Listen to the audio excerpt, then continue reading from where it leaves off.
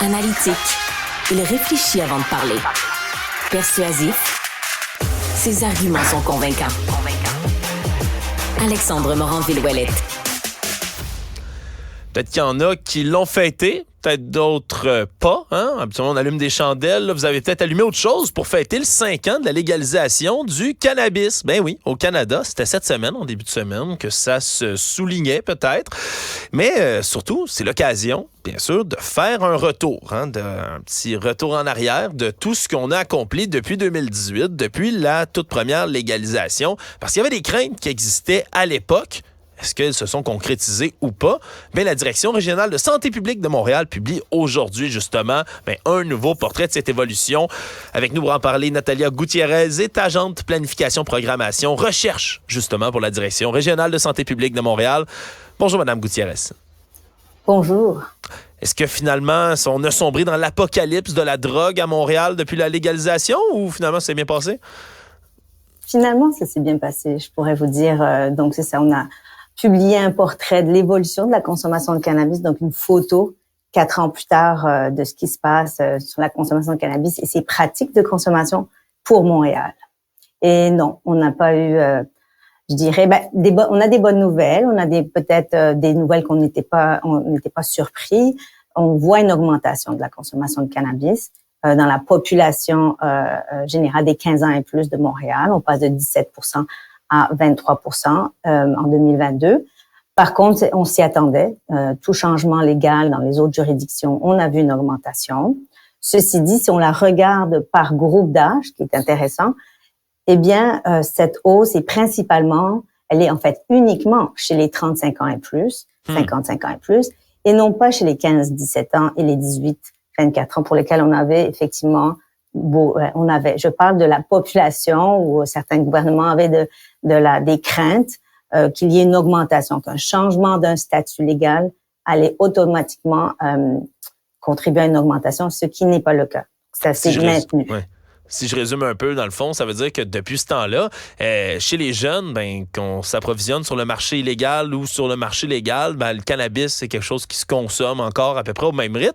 Mais peut-être qu'on a eu plus, puis là, évidemment, on fait une lecture à partir des données, mais peut-être plus d'anciens consommateurs de cannabis ou de nouveaux consommateurs de cannabis d'un certain âge qui soit retournent à des vieux amours ou décident d'essayer maintenant que c'est légal. On peut déduire ça un peu?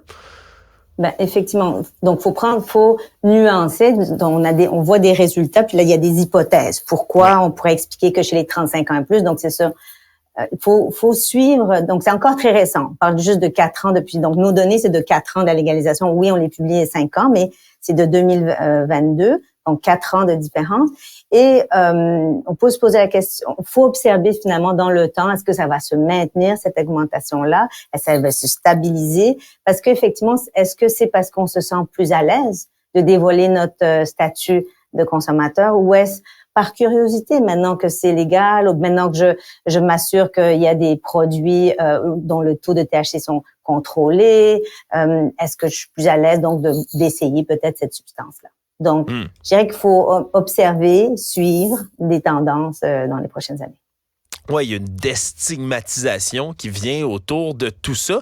Une déstigmatisation qui vient également avec une diversification, si on veut, aussi des moyens de consommation. C'est plus juste des joints qu'on fume là maintenant. Effectivement. Donc, une année plus tard, donc en 2019, il y a eu l'autorisation d'autres modes de consommation qui étaient par exemple les comestibles ou d'autres, les boissons, les gouttera. Donc oui, il y a eu, ce qu'on voit, c'est que les modes de consommation se sont diversifiés. Donc les gens, on voit que la fumée a diminué, mais d'autres, comme par exemple les gouttera, l'ingestion par boisson ou capsule ont augmenté. Par contre, vaporiser puis vapoter, parmi toute la population des consommateurs de Montréal de 15 ans et plus, on n'a pas vu de changement significatif. On regardait dans l'entrevue juste avant la nôtre, Mme Gutiérrez, ce qui allait se passer, ou plutôt ce qui va se passer du côté, par exemple, des produits de vapotage avec des saveurs. Est-ce que c'est le marché noir qui va prendre le contrôle de tout ça? C'est toujours une inquiétude qu'il y avait, puis qu'on avait encore avec la légalisation du cannabis. Est-ce que les gens vont préférer retourner sur le marché noir? Finalement, c'est assez positif de ce côté-là. Effectivement, on peut dire que depuis la légalisation, la SQDC a bien pris sa place. Alors, on parle maintenant de 2/3 des consommateurs et consommatrices qui s'approvisionnent à la SQDC, alors qu'en 2019, donc la première année, c'était 46%, donc un peu moins de 50%. Et à l'inverse, le marché illégal a nettement diminué, donc il passe de 27% en 2018 à 7% en 2022. Est-ce que le changement d'âge légal pour consommer du cannabis au Québec, on le sait, c'est 18 ans un peu partout, ça l'était à la légalisation. On a décidé du côté de la Coalition Avenir Québec de ramener ça à 21 ans. Est-ce qu'on a vu un changement dans vos données là, à partir du moment où on a modifié la législation? Donc, pour le moment, les données montréalaises n'indiquent aucun changement. Donc, si je regarde le 18-24, c'est une catégorie d'âge, mais je l'ai séparé en 18-20 ans et 21-24 ans. Je ne vois pas de différence dans cette catégorie d'âge. C'est sûr qu'il est encore tôt d'évaluer les effets de cette réglementation qui a modifié, mais ça change pas finalement la position de la santé publique de Montréal, qui est toujours qu'on considère que des jeunes qui s'approvisionnent vers un marché illégal, si je parle vraiment des 18 ans, des 18 à 20 ans, s'exposent davantage à des risques de substances non contrôlées, des taux de THC inconnus, et puis par la suite accès peut-être à d'autres substances.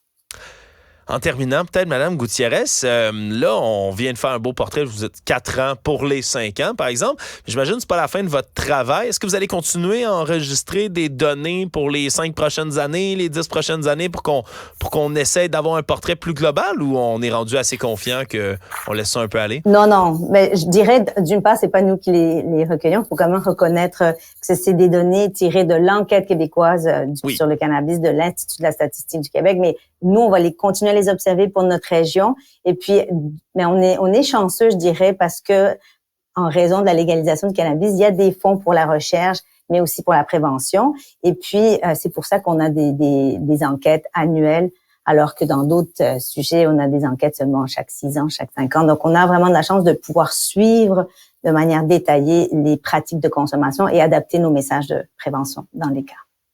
Bon 5 ans de légalisation à tout le monde et à vous, Mme Natalia Gutiérrez. Vous êtes agente de planification, programmation, recherche pour la Direction régionale de la santé publique de Montréal. Merci beaucoup, c'était fort intéressant. Merci beaucoup. Au revoir.